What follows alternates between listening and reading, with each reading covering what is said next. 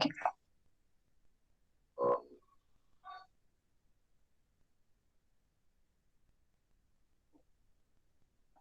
Good morning, students. I am Professor Rashmi Harti, Assistant Professor from Department of MBA, Jain College of Engineering. Okay, so I'll be dealing with Module 3 of Occupational Health and Safety here. So what is fire? Okay, so this particular module entirely deals with fire prevention and protection. Okay, so basically, first let us see what exactly is fire. Fire is nothing but is a naturally occurring energy. It is a naturally occurring. Technically, explanation of uh, fire is a naturally occurring energy release in form of heat and light.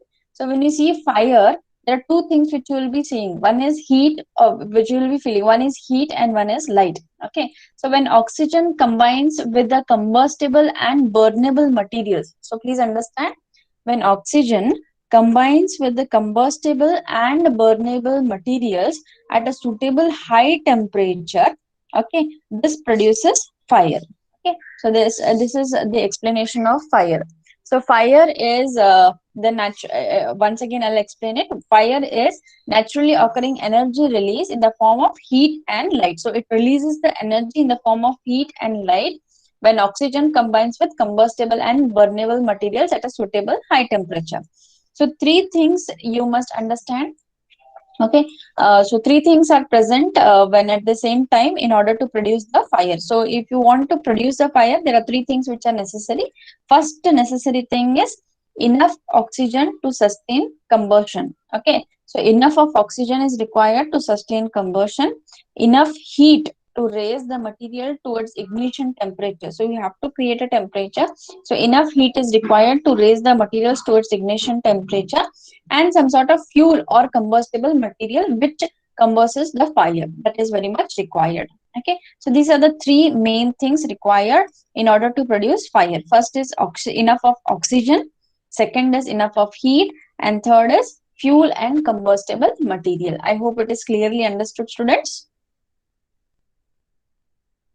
Yes, students, I hope it is clearly understood. I want it to be a two-way class rather than a one-way class.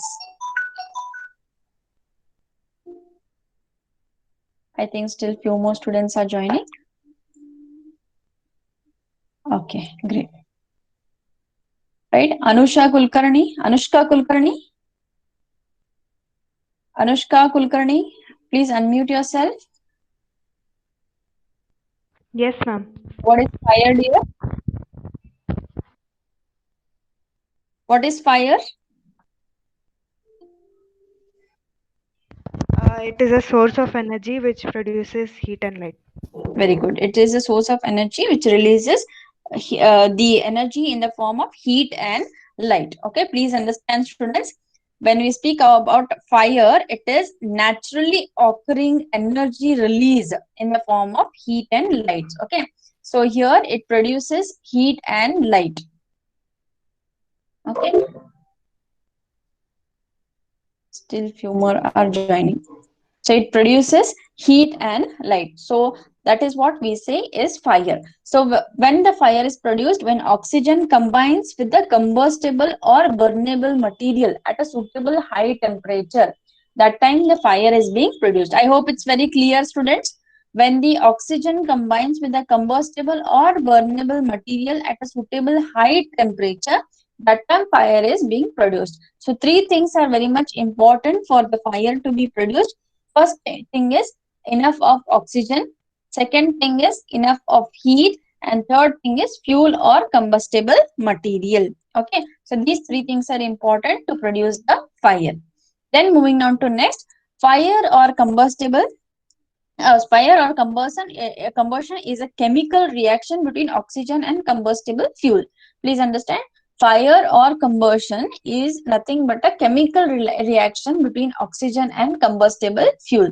So it is a process by which fire converts fuel and oxygen into energy. Okay, usually in the form of heat. So what happens here is fire or combustion. Okay, it is nothing but a chemical reaction between oxygen and combustible fuel. When oxygen and combustible fuel come together at a required temperature, that time the fire is being produced. So what happens with the fire? It converts the fuel and oxygen into some energy. Okay. Now what is that energy? The energy is usually in the form of heat. Okay. Or byproducts of combustion include light and smoke. Okay. So here heat and light is being produced as well as smoke is being produced. Right. So that's what we say about fire. So for the reaction to start, a source of ignition such as spark or open flame or a sufficiently high temperature is needed. So here, if you want that reaction to start, the chemical reaction to start, a source of ignition such as spark, okay, or maybe open flame or a sufficiently high temperature is needed for this for the ignition to start, right? So that's what we say. Now, moving on to next, my dear students, please understand, fire is a chain reaction. Okay, for combustion to continue, there must be constant source of fuel. Understand, students? Fire is a chain reaction. For combustion to continue, okay, when the fire is lit, for the combustion to continue, there must be constant source of fuel. So constantly there should be some source of fuel. Constantly there should be oxygen. Okay, and heat which are in intimate contact with each other. So this is explained well by a fire triangle. Okay, so can anyone tell me what is fire? Yeah, students, can anyone reply back what is fire? Anyone?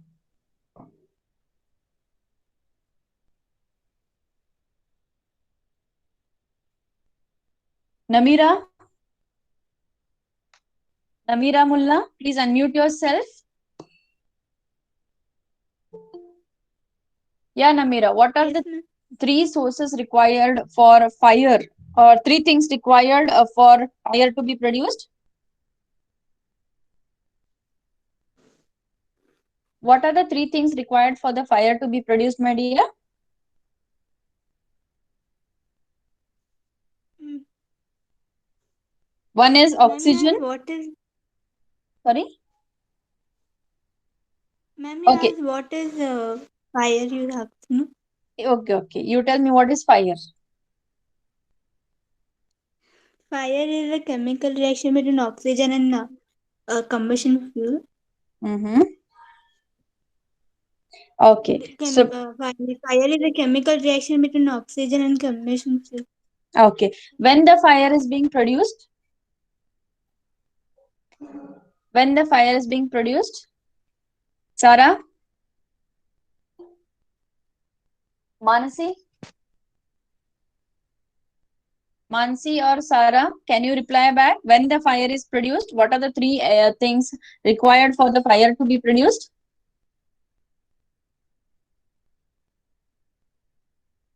Aishwarya, Aishwarya Bugutkatti, please unmute yourself.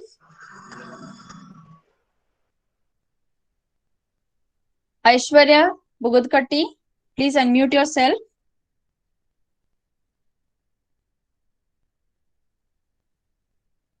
Yes, Simran Patil. Can anyone reply back? What are the three main things required for to produce fire? Oxygen, heat, and Very good. Oxygen, heat, and fuel. Okay. So please understand, students. So any questions or anything you're not understanding in between the slides, please stop me and ask me the questions. I will reply you back. Okay. So here, please understand.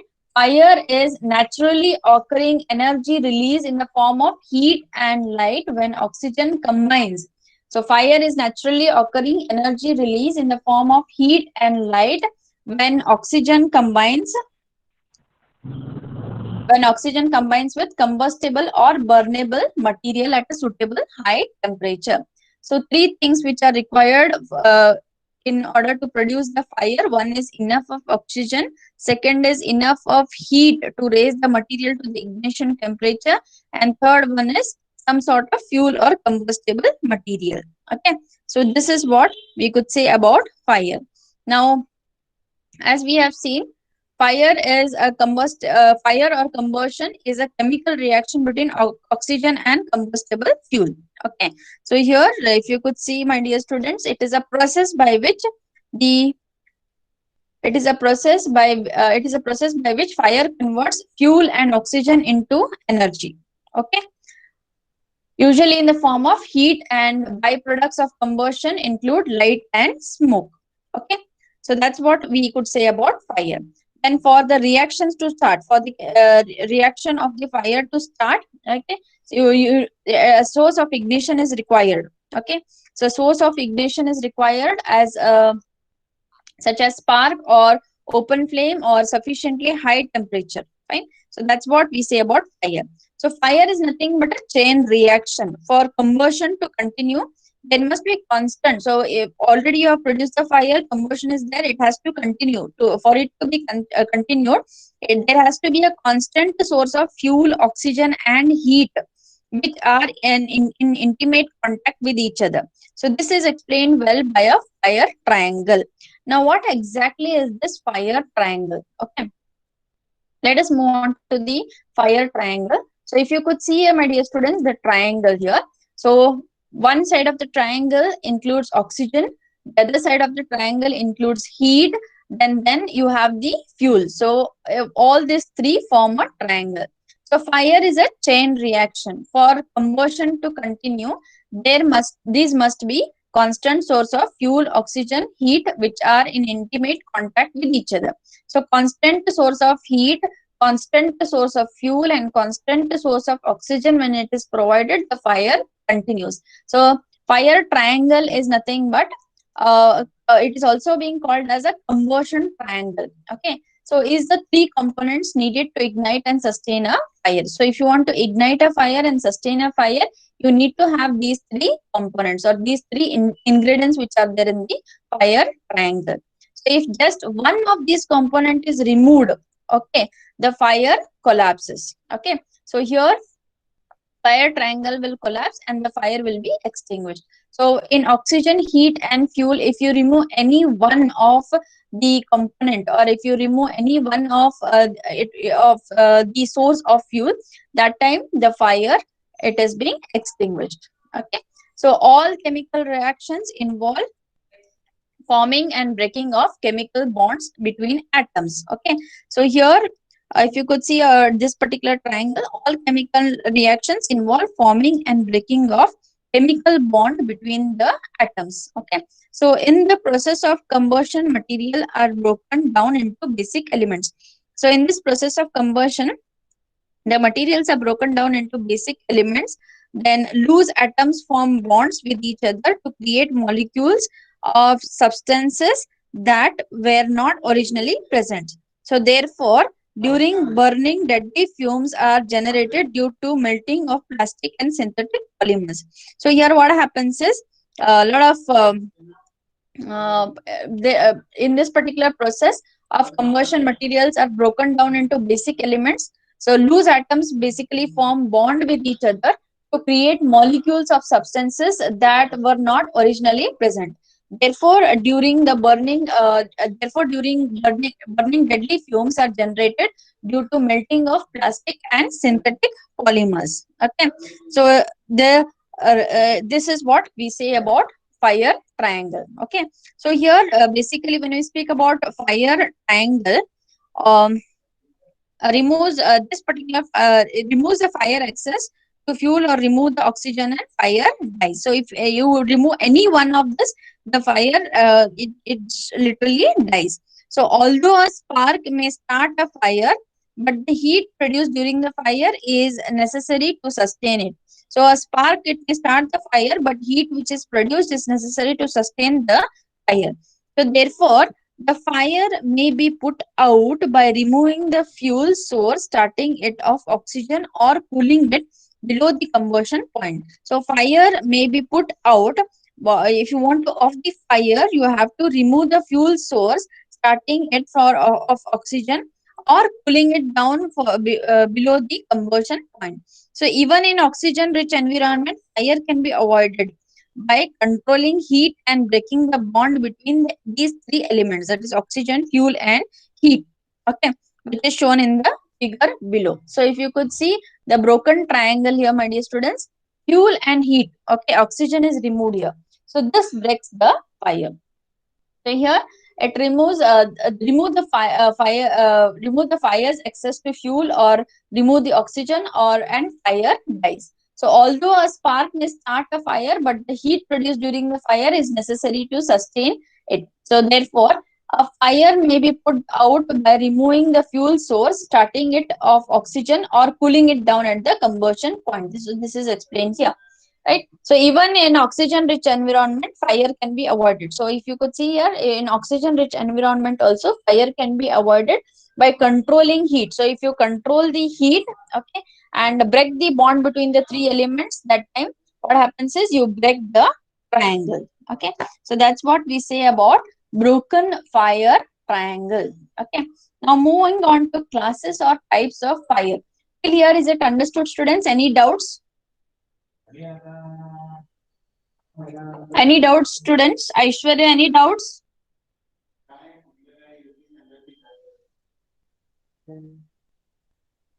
Okay, if there are no doubts, I'll just move on.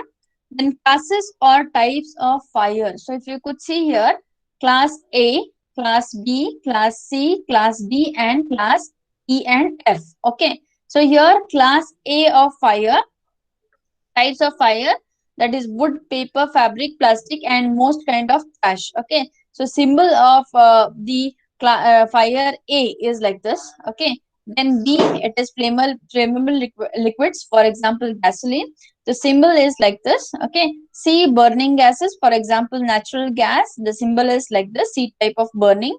And D type of fire, D type of fire is the combustible materials such as magnesium, potassium, titanium, and zirconium.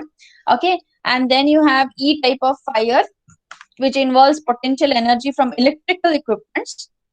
Then F type of fire you have, okay, which is unsaturated cooking oils in well insulated cooking appliances located in commercial kitchens. So if you could see the symbols here, A type of fire produced by wood, B type of fire produced by gasoline liquids, okay. Then C type of fire, the burning gas. D type of fire because of magnesium, potassium, titanium, and zirconium.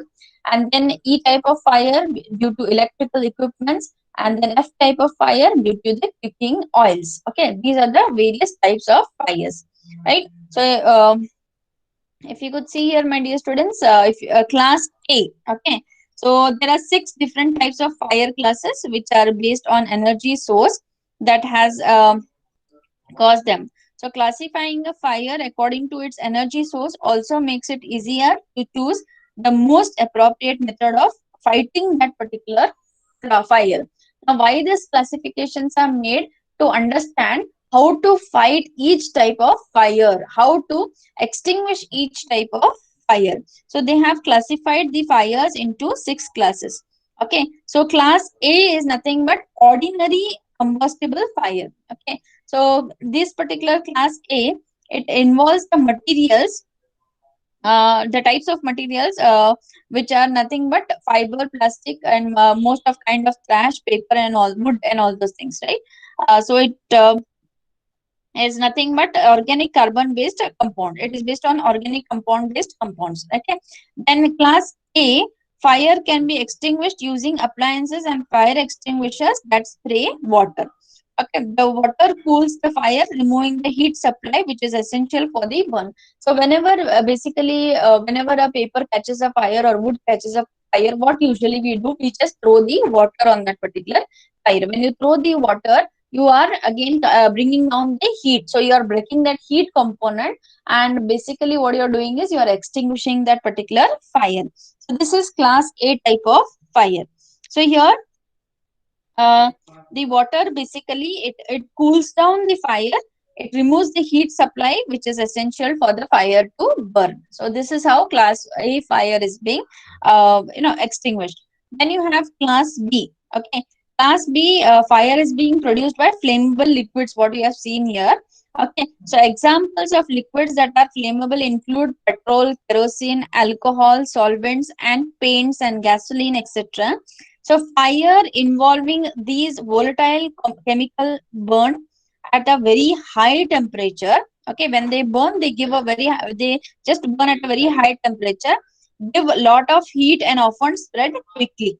So these fires also produce toxic smokes and fumes. So what happens is when these fires also produce toxic smokes and also fumes, which can make situations involving these types of risk very difficult to control. So whenever the fire is being produced due to flammable liquids like petrol, okay, then afterwards kerosene, gasoline, alcohol, solvents, and all those things, it becomes very difficult to extinguish that particular fire. Okay, and it becomes very risky also because of the fumes which it produces and the toxic smoke which it produces. It becomes very much risky and very difficult to control. Then you have type C fire.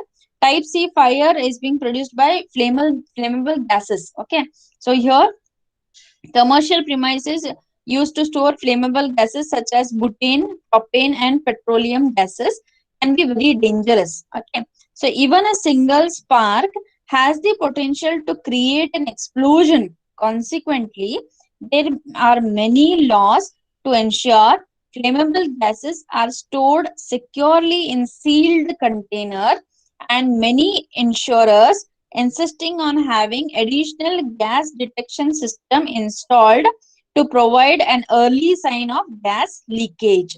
So fire involves flammable gases are one of the hardest fire to put out, as it can be hard to isolate the source of leakage and stop the release of the gas or flammable liquids. Okay, so whenever the gas leakage is there, okay, I mean we have many of our commercial premises, okay, where at our home we have the cylinders and all those things, right? So gas leakage, it is very difficult to detect. Okay, and when a single spark it creates a big explosion. We have seen not many examples, right? With the single spark, okay, a big explosion happens because of gas leakage and all those things, right?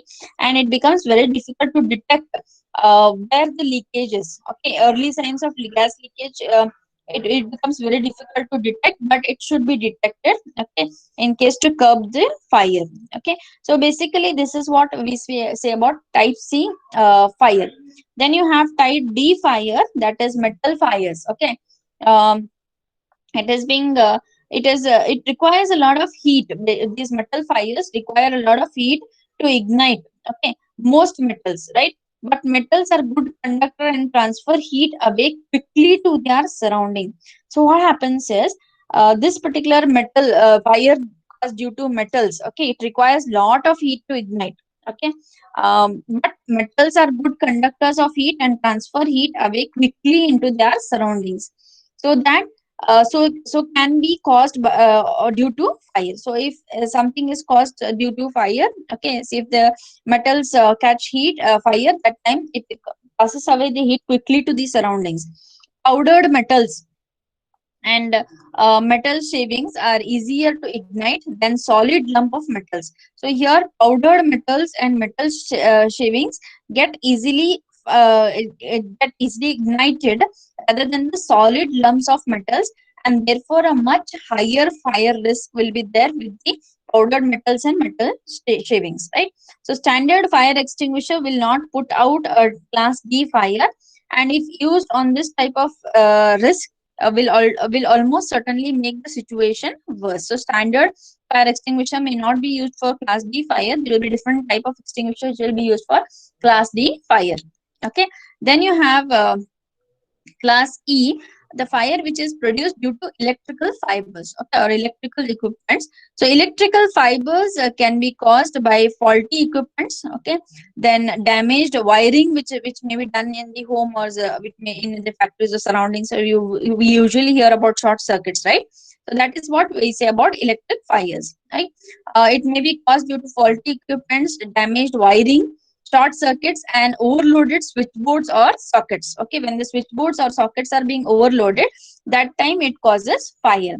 So although the electrical fires are not strictly a fire class of their own, okay, so they are not the fire class of their own.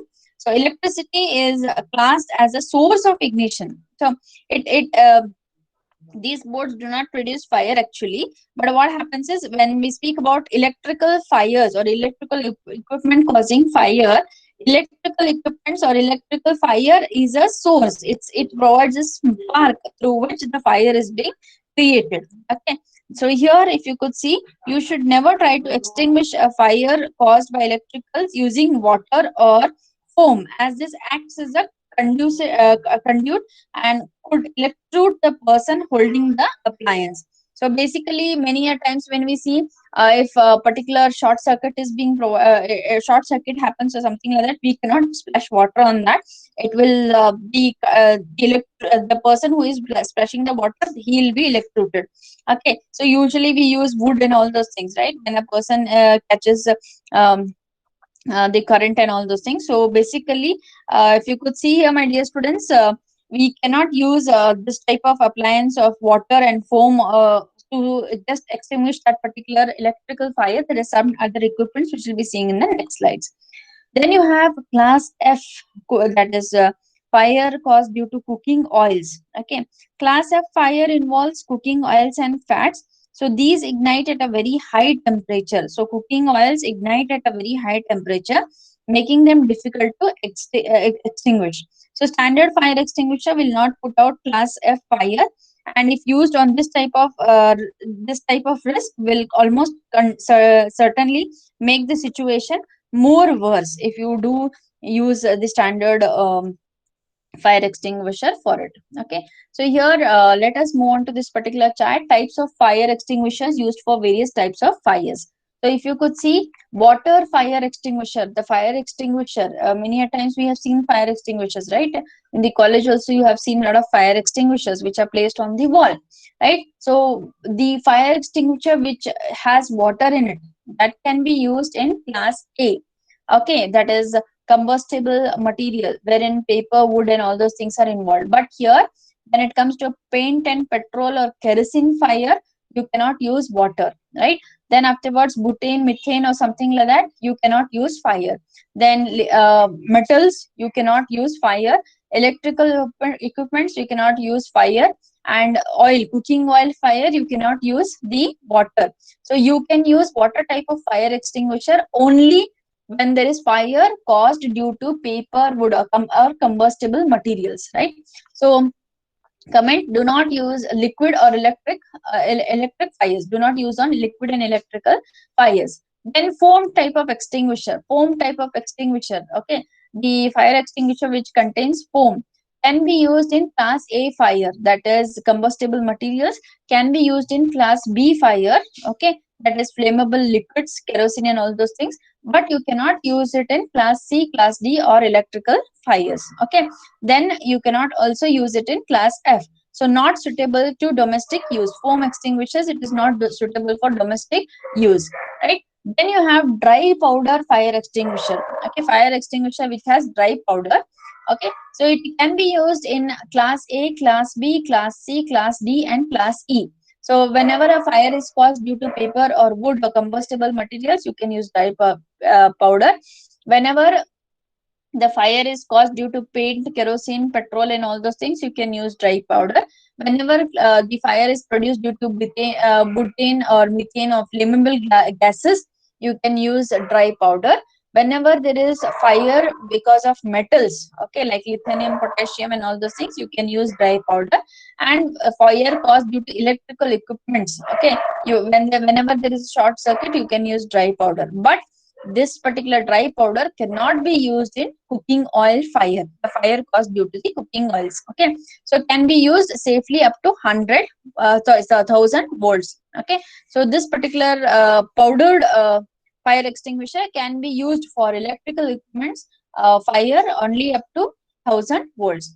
Then CO2. Okay, CO2 type of fire extinguisher, it cannot be used in combustible materials. It causes the fire to be again more high. Then afterwards it can be used in flammable liquids like petrol, kerosene and all those things, right? And it cannot be used in flammable gases, flammable metals. It can be used in electrical equipments, and it cannot be used in deep fat fries, right? So here, safe on both high and low voltage. When it comes to electrical, you can use a CO2 type of fire extinguisher on both high and low voltage. Then you have wet chemical, my dear students. Wet chemical type of fire extinguisher.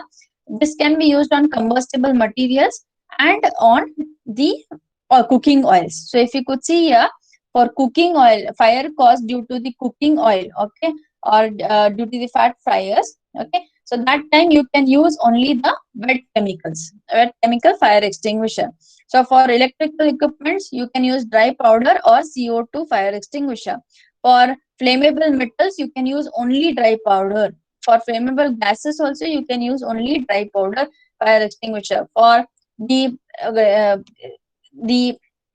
fire caused due to paint, petrol, and kerosene, you can use foam type fire extinguisher, dry powder fire extinguisher, as well as CO2 fire extinguisher.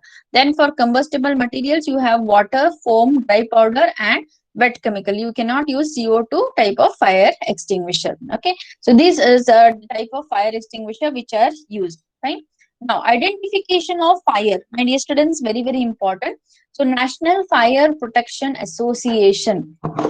Okay, so National Fire Protection Association has devised a system, okay, of NFPA 704 for the quick identification of hazards presented when substances work. Okay, so here the National Fire Protection Association has come up with a device, okay, which is being called as NFPA 704. Okay, NFPA 704 for quick identification of hazards. Okay, quick identification of hazards present when substances work.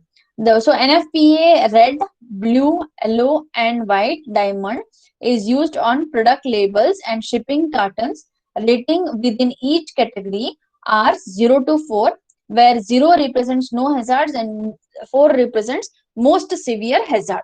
Okay, so 0, if you could see this particular chart here, my dear students, hazardous material classification, blue, red, yellow, and you have white. Okay, so if you could see here, 0 is no hazards, 4 is most hazardous, that is deadly. Okay, then 1 is slightly hazardous, 2 is hazardous, 3 is extremely dangerous, 4 is deadly. Okay, so that's what we say, fire hazards. So this is this blue relates to health hazards. Okay, so when you speak about the red, it relates to fire hazards, right? So here 0 is will not burn. When you say 0, it is saying that it will not burn. When you say 1, it burns above 200 Fahrenheit, then 2 below 200, then 3 below 100, and 4 is below 73. Okay, then you have yellow, which is reactivity, reaction, chemical reactions, and all those things, right? So here 0, it is stable. Okay, 1 is unstable if heated, 2 is violent chemical change, 3 is shock and heat may detonate, and 4 is may again cause lot of damage. Then specific hazards. Why it is specific hazards? That is radiation hazard. 1 is radiation hazard. Use no water. Okay, corrosive. Then alkali. Okay, corrosive, and then you have alkali. Then afterwards acid and oxidizers. All these are various classifications which are being provided by National Fire Protection Association, which is also being called as NFPA 704. Okay, so NFPA's red, blue, yellow, white diamond is used on products. So whenever a product comes, there will be labeling on the product. Okay, based on the labels, you can identify what exactly is hazardous with the product. Okay, how to handle the product. And it will be on the product label or shipping cartons, rating from 0 to 4. Okay, that's what we speak about the NFPA, right? So flammability has a red background. Okay, so if you could see one particular thing here, flammability has a red background and is top quarter, that is 1/4 of the diamond. 0 means no hazards, that is nothing but materials are stable during fire which do not react with water. So whenever the fire breaks out, materials are very stable and it doesn't react. It doesn't react with water. Okay. Then 1. Okay, flammability is 1 means slight hard flash point well above normal ambient temperature. Okay. Then 2 is moderate hazards. Okay. So flash point well above normal ambient temperature. 3 is extreme fire hazards. Okay. So gases or liquid can ignite at a normal temperature. So whenever you see the petrol tanker or kerosene tanker, you will be having that particular red sign with number 4. Okay. So extremely hazard flammable gases or liquids with low flash point. Okay. So that's what we say flammability. Then you have second, that is blue. Okay. So health, it is related to blue. Okay. So 0 is no threat to health. Okay. So here 1 is slightly health hazards, that is respirator may be recommended. Respirator may be recommended. Okay. So here 2 is moderate health hazards. Okay. Respirator and high protection is required. So there are moderate health hazards because of which you have to use respirator and high protection which is required. 3 is extremely dangerous to health. Okay. So protective clothing equipment is required while handling that particular material. 4 is eminent dangerous to health. Okay. So breathing or skin absorption may cause death. So a fully encapsulated suit is required when you are handling that particular product. That's what we say about health. Then you have third one, that is LO, which is nothing but reactivity. Okay, reactivity due to the chemicals, right? 0 is no hazards. 1 is slight hazard material. Okay, can become unsuitable at a high temperature or react with water. So here, what happens is when the one yellow color sign is being put and 1 is given on that, it means that slight hazards are there, which can become unstable. So chemical bag can become unstable at a high temperature or also react when water is being put in that particular chemical. Okay. Then you have the next one, that is 2. Okay, that is moderate hazards, moderate reactivity hazards. Material may undergo violent reaction that will not explode. Okay, so violent reaction will be there with the chemical, but it will not explode. Okay, so moderate hazards will be there. Extreme hazard is it may explode if the ignition source is given. Violent reaction with water also may happen and suddenly it may explode. That is the third one. And 4 is constant extreme hazard material. Okay, may undergo other hazard reactions on their own. So suddenly it may undergo a hazard reaction on its own. So here special information which is there, which will be provided with white background. White is nothing but the special information. Okay, so it is in the bottom quarter of a diamond.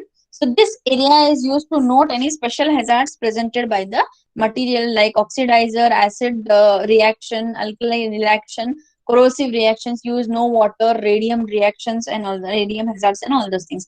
But these do come with, so products do come with this particular triangle. Okay. Then fire development and its severity. Okay, let's move on to fire development and its severity. So fire development. So protection of life is of primary importance in fire situations, right? So protection of life becomes very important when a fire breaks out, and then therefore you should be aware of the hazards and its development. So fire developed over time, environment deteriorations as smoke, health build up to the to endanger life. Okay, so here when we speak about the fire, so initially when the fuel, oxygen and heat combines, there is little or no hazards with ignition occur. Okay, so fire develops slowly. So suddenly the fire may not develop, it develops slowly. Okay, and the rate of hazards increases as the fire develops. The rate of hazards, it will increase as slowly the fire develops. Okay, so if you could see here, my dear students, the diagram is being given here. Development of fire. Okay, so first is ignition. Okay, it starts with ignition. Flame will be stable to some extent. Okay, and then it will be detected. Okay, and then it will be going for a critical level. Okay, so if you could see here, flames spread along with the surface of original fuel which was ignited depends on the property of the fuel and supply of the oxygen. So this particular development of flame entirely depends on the supply of oxygen and the properties of the fuel. If the property of the fuel is very dangerous and the supply of oxygen is there, then the ignition level raises. Okay, so this is flame stability here, and then you have detection level, and then you have critical level. Okay, so here what happens is the ignition starts, okay, and then it goes to a major and it goes to a severe level. Okay, hazards to life safety, it becomes major and then it goes to severe. Fire development time. So okay, so here this is the fire development time. If you could see interval for action, so there will be some time for taking the action. Okay, in that particular time, if you take the action, you can curb the fire. If not, then it spreads beyond the sources and the fire grows in all the directions, and it becomes it comes to a very dangerous level or the critical level. So that's what we say. General, this diagram represents general effect of fire development on hazards to life safety. Okay, then you have fire development severity and duration. So the figure basically shows general effect of fire development on hazards to life safety. One is ignition, second is flame spread. Okay, that is very important. These are two important aspects. Ignition and flame spread are two important aspects. So here flame spread should be curbed properly at the right time whenever the interval is being given. Okay, so when you speak about the ignition is nothing but the source along with fuel first ignited will determine the initial fire development. Okay, so ignition source depends on fuel and presence of flammable vapors in the right mixture. So when the fuel and the flammable vapors come in right mixture, that time there is some ignition. Okay, so that's what we say. And flame spread is nothing but the flame spreads across the surface of the original fuel which was ignited depends on the properties of the fuel and supply of this oxygen. As I said priorly, the flame can spread only because of the properties of the fuel and supply of the oxygen. If it is there, the flame starts spreading. The moving flame heats adjacent unburnt fuel, adding more flammable vapors and increase the flame size. So here what happens is any flammable unburnt fuel which is there sideways or flammable, what happens is this fire causes the heat and it adds more flammable vapors and increase the flame size. So in general, flame spreads faster upwards than reduce little horizontal or downward due to heating by the combustion produced, so flowing upwards and outwards from the fire. So whenever the fire breaks out in a building, if you could see, the fire will be in upward movement or the fire will be coming out of the windows and doors of whatever it is. So that's what we say, due to that particular combustion products, the flame starts flowing upwards or outwards from the fire. So that's what, these are the two important aspects which you have to understand when it comes to general effect of fire development. Okay, then effects of enclosure. Okay, so once the fire has started spreading, okay, beyond the source is determined by enclosure or areas within the building. Okay, so here once the fire starts, it spreads beyond the source. Okay, fire starts, it's because it cannot be controlled so easily. It spreads beyond the source and is determined by enclosure within the building. So in larger fire, the effect of enclosure will become an important factor as it controls the oxygen source and it traps all combustion gases in the upper portion of the room. So this is a result of heat transfer under fire conditions. So heat must be transferred to other materials for the fire to spread and take place by convections and conduction and radiation. Okay, so please understand students, once the fire starts, it spreads beyond the sources.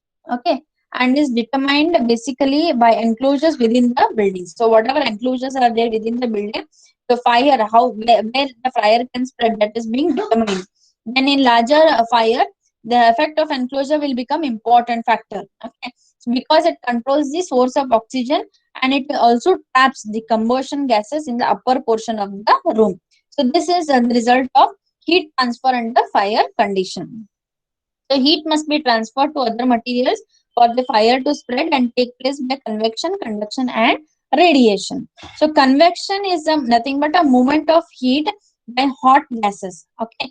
Conduction is nothing but transfer of heat through a material from hot to cold area. Please understand, Convection is nothing but movement of heat by hot gases. Conduction is nothing but transfer of heat through a material from hot to cold area. And radiation is nothing but transfer of heat by electromagnetic waves from a source of solid within line of sight with the source. Okay, so when a fire is contained within a room where oxygen supply is adequate, fire will continue to grow until all the fuel is consumed. Such a fire, which is limited by amount of fuel, is called fuel controlled fire.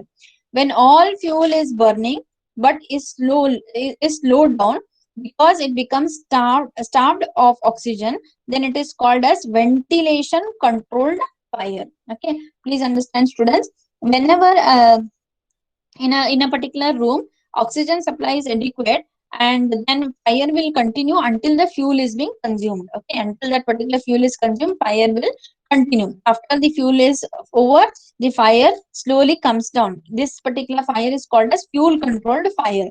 So when fuel is burning, okay, and is very slow, and the fire is very slow, so it becomes starved, suddenly starved by the oxygen. So when the oxygen level comes down, slowly the fire level also comes down. So it is called as ventilation controlled fire. So when you just close down the ventilations, cut down the oxygen, slowly the heat comes down, as well as the fire also comes down. Okay, then that's what we say.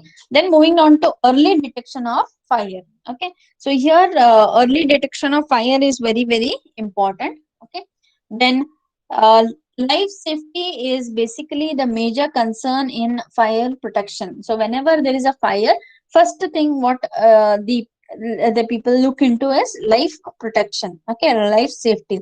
So for various examinations, it is clear that life safety through early detection is the best way.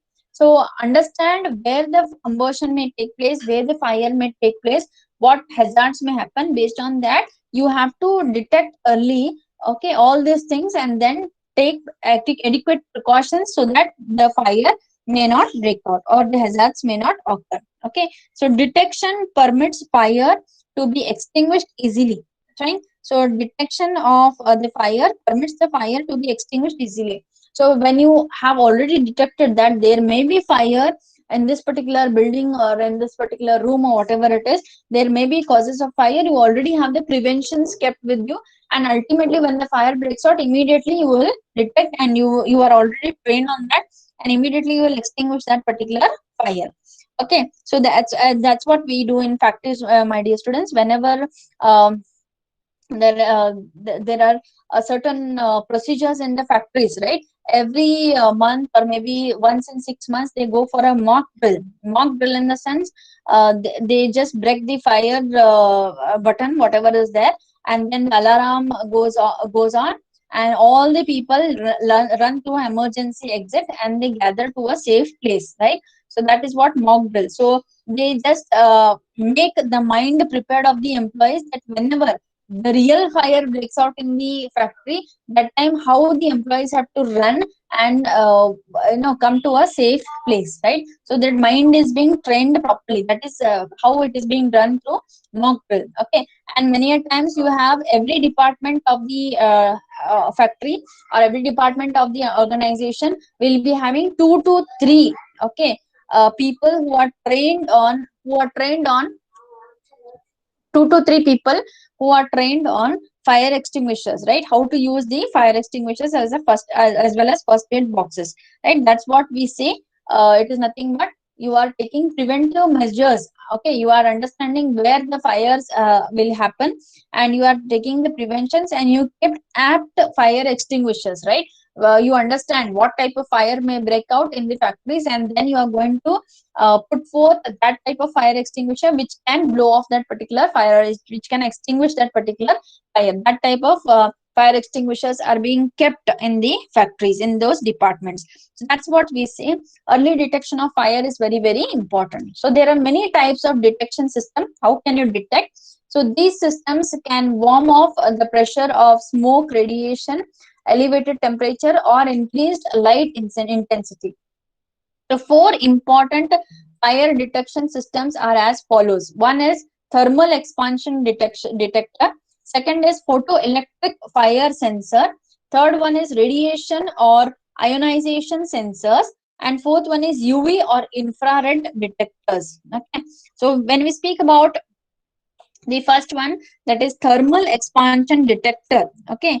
So this use a heat sensitive metal link. This particular thermal expansion detector use a heat sensitive metal link that melts at a predetermined temperature, that make contact, and ultimately sound an alarm or heat sensitive instrument can be used which will melt in a predetermined temperature, thereby initiating short circuit and activating the alarm. So whenever there is some fire which breaks out, suddenly it senses that particular heat and suddenly the alarm breaks out. Okay, so it also it includes heat sensitive metal. Okay, which link which melts at a predetermined temperature.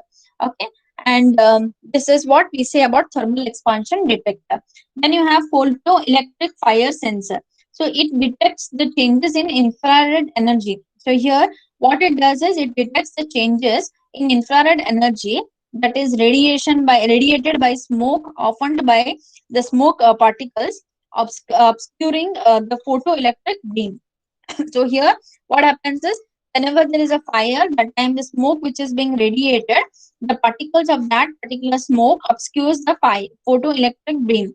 A relay in open under acceptable conditions and closed to complete the alarm circuit when smoke interferes. Okay, so here the alarm goes off when the smoke interferes with the photoelectric fire sensors.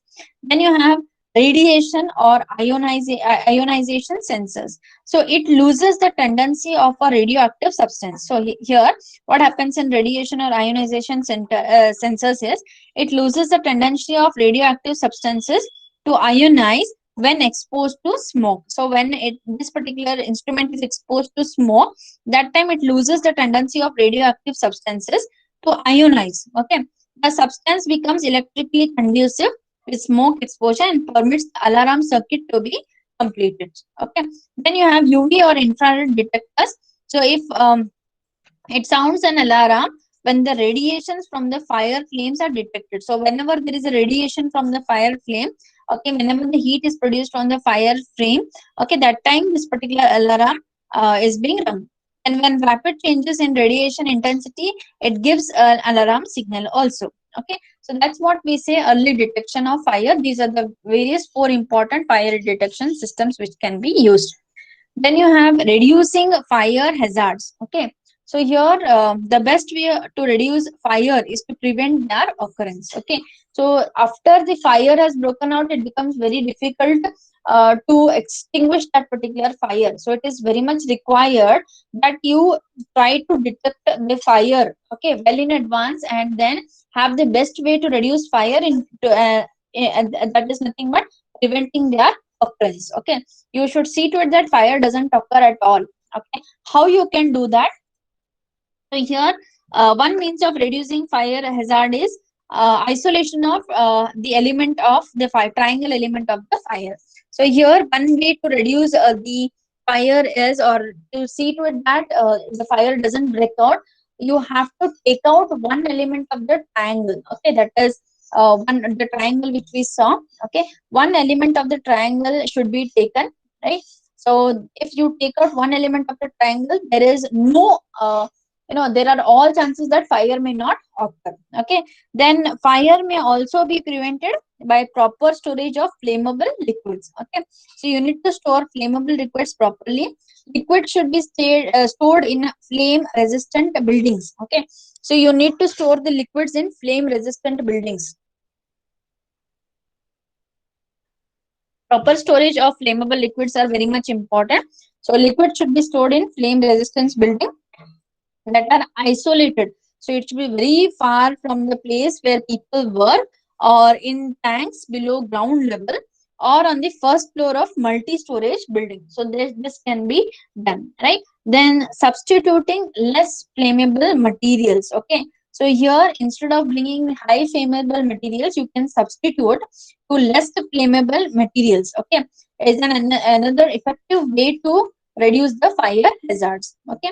Then afterwards you have the next one, that is a catalyst or fire inhibitors are employed to create an endothermic energy that will smoothen the fire. Okay, so you introduce a catalytic or a fire inhibitor. Okay, so you employ the catalyst or fire inhibitor to create an endothermic energy that will smoothen the fire.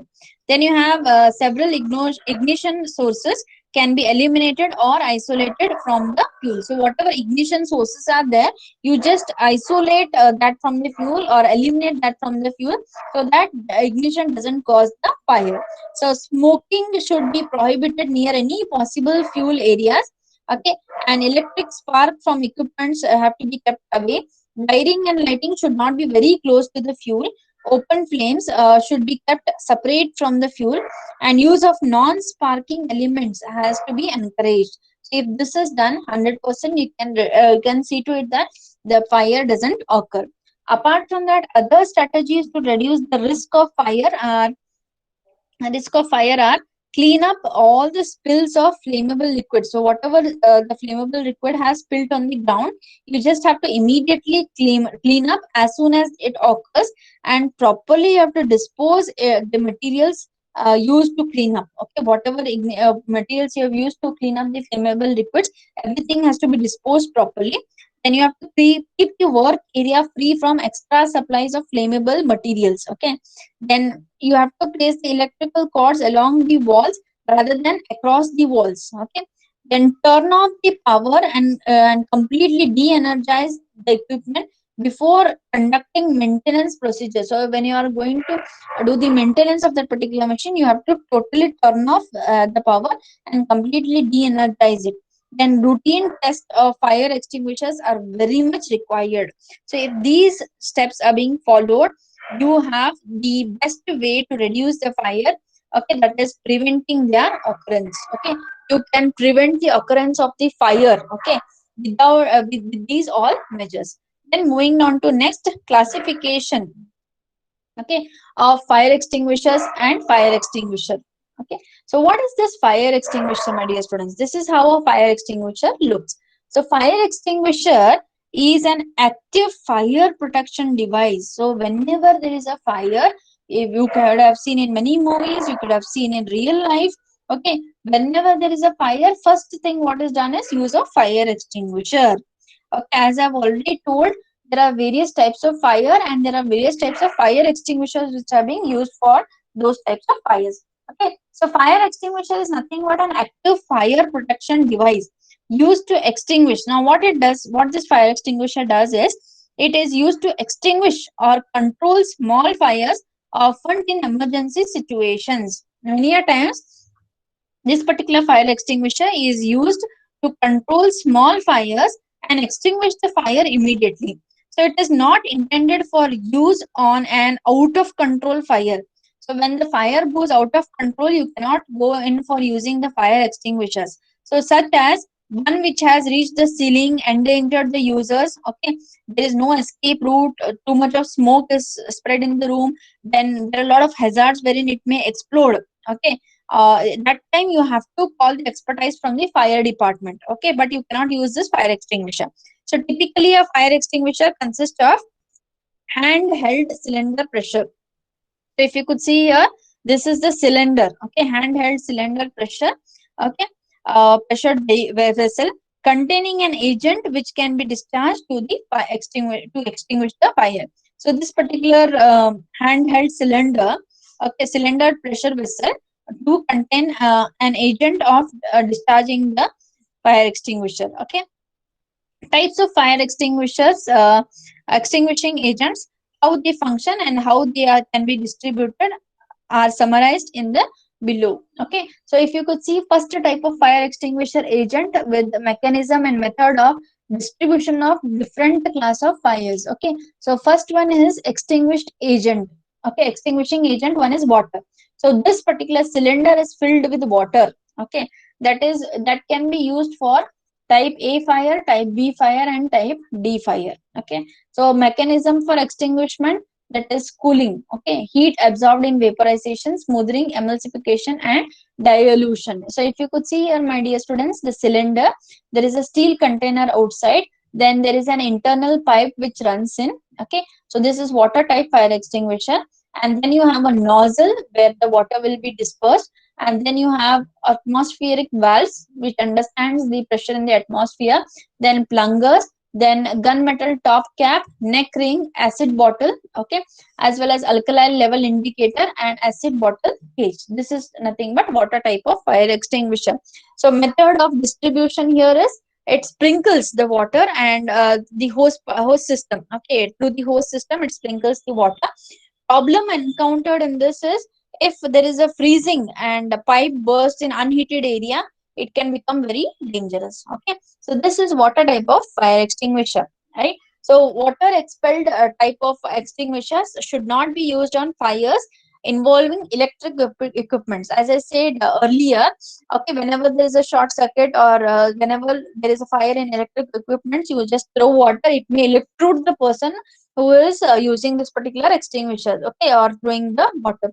So various types of water expelling extinguishers are soda acid type, gas pressure activated type, and constant air pressure type. These are the three types of water expelling extinguishers which are being used. Okay, then you have second type of fire extinguisher, that is carbon dioxide, CO2. Okay, so here types of fires for which it is being used: type C fire, type A fire, type D fire, and type D fire. Okay, so that is where the fire extinguishers can be used. The mechanism for extinguishment, that is smoothing and cooling. Okay, so this is the two things which it does. One, it smoothens the fire and it cools down the fire. Okay, so here what happens is it cools the heat which is there and absorbs in vaporization. The entire heat is being absorbed in vaporization.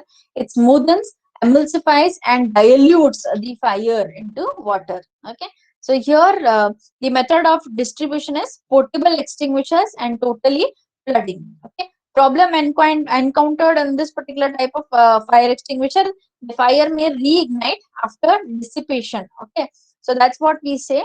So here if you could see the cylinder here, so you have gaseous CO2 and liquid CO2 contained in this particular cylinder, and then you have a safety pin. Okay, then pressure relief device, then you have valve spring, control valve, operating lever, discharge tube, and discharge horn. So this, through this discharge horn, the CO2 is being released, and this particular discharge tube brings in the liquid gas as well as the gaseous material. Everything is being taken into consideration, and then the fire extinguisher is being used. Okay, then you have a next one, that is halogenated agents. Okay, halogens for type of fire extinguisher. Okay, then this particular cylinder, it contains halogens 1211, and it also contains the siphon tube, and then discharge hose and nozzle will be there. Then you have pressure gauge, discharge lever, and okay, then you have types of fire which is being used, that is C, A, B, and D. Okay, so here the mechanism for extinguishment is chain breaking. What it does is it breaks the chain of the chemical reaction with interference with the combustion. Okay, it brings in combustion and it breaks the chain. Method of distribution: automatic sprinkler and portable extinguishers. Okay, problem encountered, it may be toxic. Okay, that is the problem which may encountered in this halon extinguisher. Okay, then halon type of fire extinguisher basically is most effective extinguisher agent that any other extinguisher agent. It is ideal for intense and rapid flames fires. Whenever there is an intense, okay, too much of fire as well as rapid flame fires, that time you can use halon type fire extinguisher. Halon is twice effective as carbon dioxide. So CO2 carbon dioxide fire extinguishers. Okay, halon is more effective than CO2 on a weight basis and 5 times effective than carbon dioxide on volume basis. Okay, so here that is what we could say. Then afterwards, operation of halon is they carry the extinguisher to the place of fire, remove the safety pin, and operate the discharge device. Okay, so it is much more lighter than the CO2 fire extinguisher. So halon is discharged by the means of the nozzle or hose. So when operated, it is discharged as a semi-liquid jet at a high velocity and evaporate rapidly to cover the fire in the blanket of mist. That is the reason why we say it is more effective than CO2. What it does is it discharges itself in a semi-liquid jet, okay, at a high velocity and then evaporate rapidly to cover the flyer in a blanket or a mist. So halogenated extinguisher agents are known as halons. Okay, so these extinguisher agents are hydrogen in which one or more hydrogen atoms have been replaced by atoms from the halogen series, that is fluorine, chlorine, bromine, and iodine. So there are many halogenated, but only two of them are most effective and less toxic. That is halon 1301 and halon 1211. These are most used fire extinguishers, and they are very effective and less toxic. Okay. Then you have the next type of fire extinguisher, my dear students, that is dry chemical fire extinguisher. Okay. So here, if you could see, this particular fire extinguisher can be used for type A, type B, and type C fire. So here, mechanism of extinguishing, how they extinguish the fire. First thing what it does is it breaks the chain, then smoothens the fire, cools the entire room, and then radiations shielding. Okay, it says to it that fire doesn't spread anymore. Then the method of distribution, that is automatic sprinkler and portable extinguisher. There is no any problems encountered during the use of this dry chemical uh, fire extinguisher. Okay, so if you could see here the cylinder, there is a discharge nozzle here through which the powder is being the chemical is being discharged. Then you have a siphon tube. Okay, then you have the extinguisher medium, that is water, foam, or dry powder, whatever it is. Then CO2 cartridge is there, then cartridge piercer will be there, safety pin, then afterwards operating lever for piercing CO2 cartridge. Okay, then you have dry chemical fire extinguisher. So chemical powder employed is usually sodium based. Whatever chemical powder will be there in dry chemical fire extinguisher is usually sodium based, and when applied to a fire undergoes chemical reaction. So chemical dry powders contain mixture of sodium, potassium, and barium compounds have been found useful in extinguishing fire in the metals such as sodium and magnesium. So whenever there is a fire caused due to the metals, that time this particular dry powder extinguisher can be used. So chemical powder is contained in many shells, and CO2 gas is held under high pressure in a sealed cartridge. So here, when the extinguisher is operated, cartridge is broken, allowing CO2, carbon dioxide gas, to escape to a main shell and put out the powder in the form of fog. That is how the dry chemical fire extinguisher works. Okay. So operation of dry chemical fire extinguisher. First, carry the fire extinguisher to the place of fire, remove the safety pin, and operate the discharge device or unscrew the valve depending on the design. So CO2 is delivered first by means of discharging hose through a high pressure flexible hose. Okay, first CO2 is delivered and then direct the jet at the base of the fire, starting at one edge and sweeping across to the surface of the burning material. When used in open air, operator should stand on the upwind side of the fire and should apply the gas in the downward direction as close as possible to the fire. So on fire in electric equipment, first switch off the current, then directly put forth this particular extinguisher. Okay. Then you have foam type of fire extinguisher. Okay, foam type of fire extinguisher can be used in A, B, and D. Okay, so if you could see a foam type of fire extinguisher, here you have foam making nozzle. Okay, then water level before inserting inner container.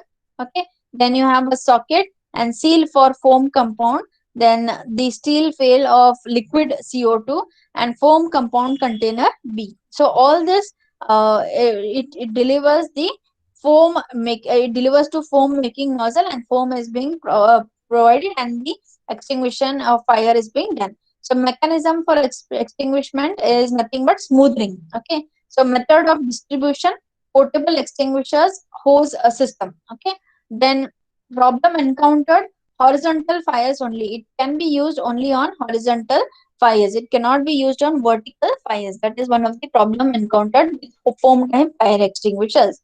Okay. Then operation of foam type fire extinguisher. Remove the extinguishers from the socket. Okay. Then pull the plunger. Okay. Rest it on the notch and turn the extinguisher over, shaking well to ensure mixing of the two liquids. So here two liquids have to be mixed. Have to be mixed together. That is CO2 and the foam. Okay. It has to be mixed together. Okay. Then direct the foam jet above the level of turning liquid. This allows the foam to build up over the surface of the liquid. So jet from the foam extinguisher should have a length of at least 6 n. Do not direct the jet directly into the liquid because this will drive the foam beneath the surface and render it ineffective. So in addition, it may splash burning liquid on the surrounding and spread the fire. So foam solution is electrically conducive and therefore it is not recommended for to use on electrical fires. Okay, so foam equipments cannot be used on electrical fires. It can be used on only horizontal fires. Okay, then you have the next one, that is combustible metal agents. Okay, so here this particular extinguisher can be used on type B fire. Then mechanism for extinguishment is smoothing and cooling. Then method of distribution, spread by hand portable extinguisher, and problem encountered, it is very expensive. Okay, so this is what we say types of modern fire extinguishers. So red color. Okay, there are different colors being given here. So red color is used for wood, paper, fabrics, etc. So do not use on electrical or flammable liquid fires. So this particular red type of fire extinguisher, that is water type of fire extinguisher. Then foam type of fire extinguisher, it cannot be used on electrical appliances. You can use for flammable liquids like oil, fat, spirits, etc. Okay. Then you have a powdered fire extinguisher, which is blue in color, which is used for all risk flammable liquids and gases. Then you have CO2. Basically, it is liquid. It is used for flammable liquid fires. Okay, that is green in dark green in color. And then you have halon 1211, which is again light green in color. It is used on flammable liquid fires. Okay, so moving down to electrical safety, my dear students, right? So here electrical safety. So basically, if you could see, when it comes to electrical safety, my dear students, you have to see to it that you have distributing wires being done properly, have to handle the appliances properly, understand the portable tools and other electrical processes. Okay, so if this is being done, you can also bring in safety in the electricity. Okay, so here before going to electrical safety, okay, I'll be explaining in the next class about all the water fire types of fire extinguishers in detail, and then we'll move on to the electrical safety. Till here, my dear students, any questions, any doubts? Any doubts, students?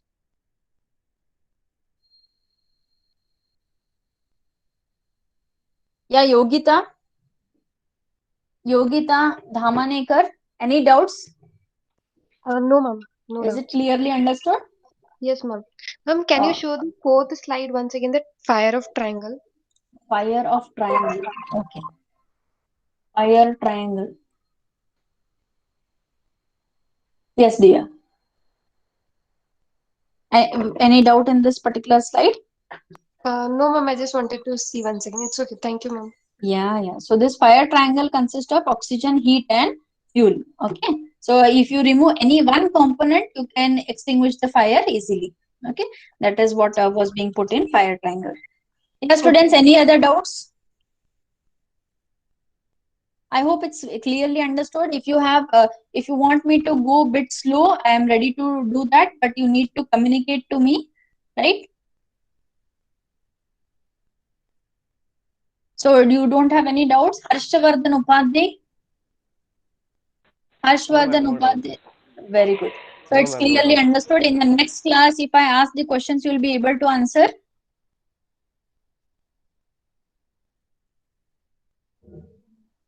Okay. Manik Vernekar. No, Manik ma'am. No Vernekar. doubts. No doubt. Okay, great then. I'll be sharing the video of the recording of this particular class with you all in the group. Okay, I'll just send it to Varsha ma'am, or I'll directly share it in the group. You can have a glance of it, and then next Friday when I'll be taking the class, that time you can ask the questions. If you have any doubts regarding the first class, you can ask me the questions at the start of the class. Okay, thank you very much, students.